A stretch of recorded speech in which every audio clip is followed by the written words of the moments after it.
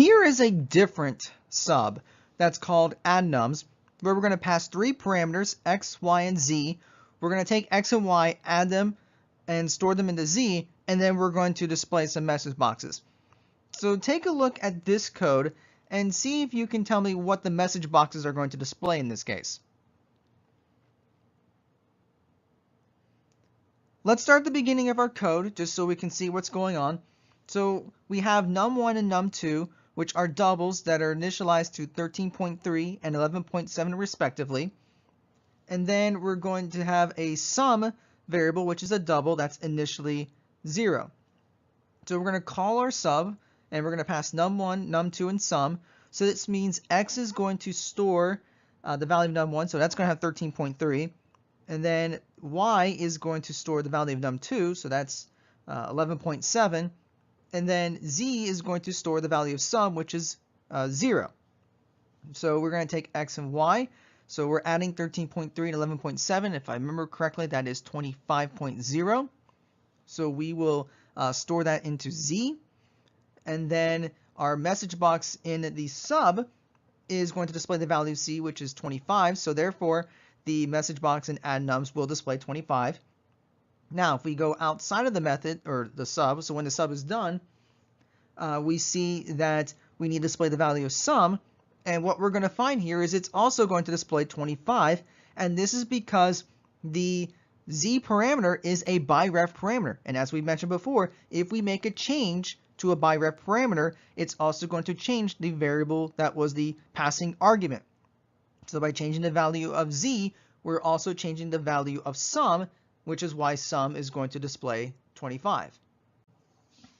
Here is a completely different example. And what we're going to try to do is figure out what this sub is doing. So I'm going to ask you that in just a second here. But I will mention a couple things here. So this sub is called setupPBCart. It has two parameters, x and y, which will be integers. And we see that we will be doing some stuff with the picture box. And then take a look at the code afterwards, which is technically what runs before calling the sub. So we have pbcart as a picture box, and then p as a point structure. And we're going to assume that both of these are global variables. That way we can just use them directly in our sub here. But I want you to look this over and see if you can tell me exactly what this sub is going to do. All right, so when we call setupPBCart, we're going to pass 0 into x and 50 into y. So this will be important a little bit later on. The first line in our sub is calling the constructor of picture box. So we see that we are creating a new picture box for our application. And then the next line, we are setting the image property of this picture box to be my.resources.img. So that tells us that the image file that we're going to use for this picture box is going to be the image called img in this case. And then notice that we're going to modify the x and y values of our point structure. So we're going to set p.x to x, and we're going to set p.y to y. And then the next line, we're going to set the location property of pbcart to the value of p, our point structure.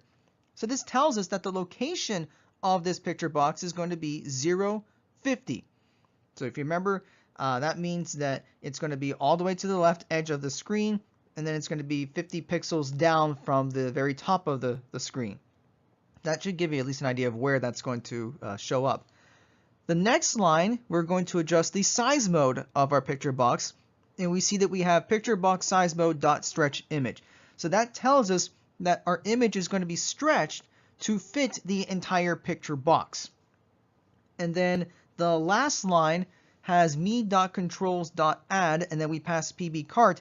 And if you remember, this is the method that allows us to actually add this picture box into our form. We'll now do an example of creating our own sub procedure. Now this will be a pretty straightforward example. What we'll do is we'll add a button, and we'll create a sub procedure where if we click on the button, a message box appears. The only difference between this and other examples that we've done before is that we'll create the sub instead of just double clicking on the button and have Visual Basic create it for us. Or technically it's Visual Studio that will create the procedure for us. But anyway, let's go to our toolbox.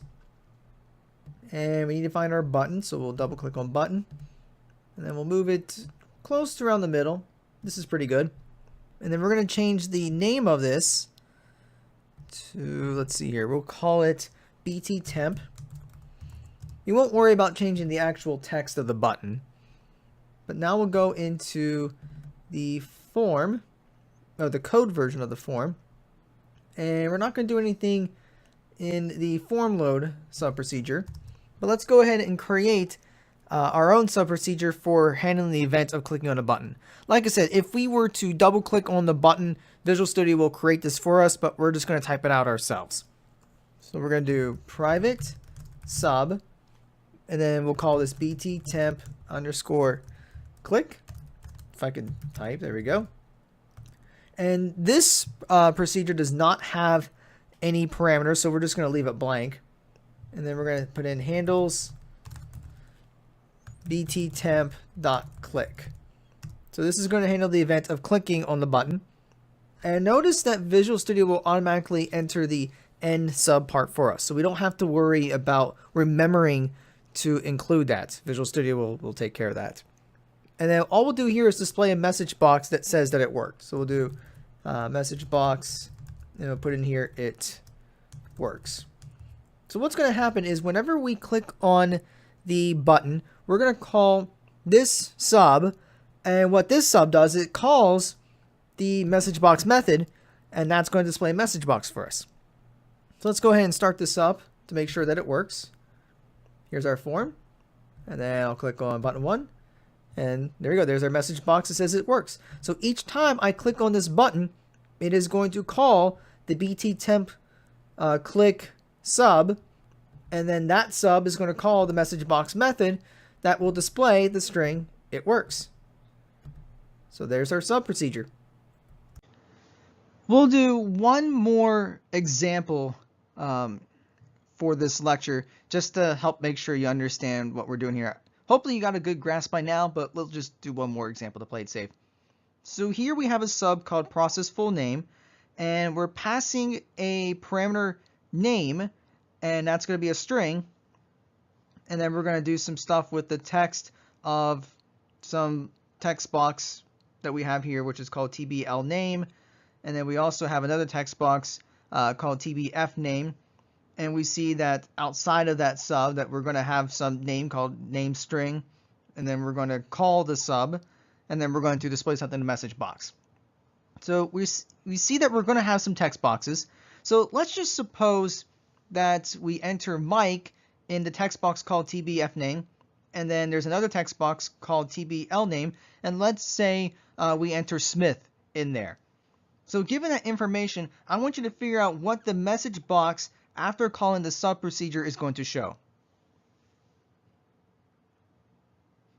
So the key thing to recognize is that the name parameter is a byref parameter, and what that means is the change that we do to name inside the body of our sub is going to be done to the name string variable that we have outside of it. So name string is the variable that we're going to pass as an argument.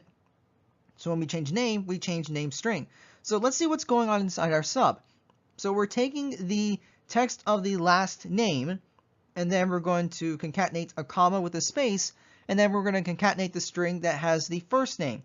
Well, since our last name is Smith and our first name is Mike, that means our message box is going to display Smith, comma, space, and Mike.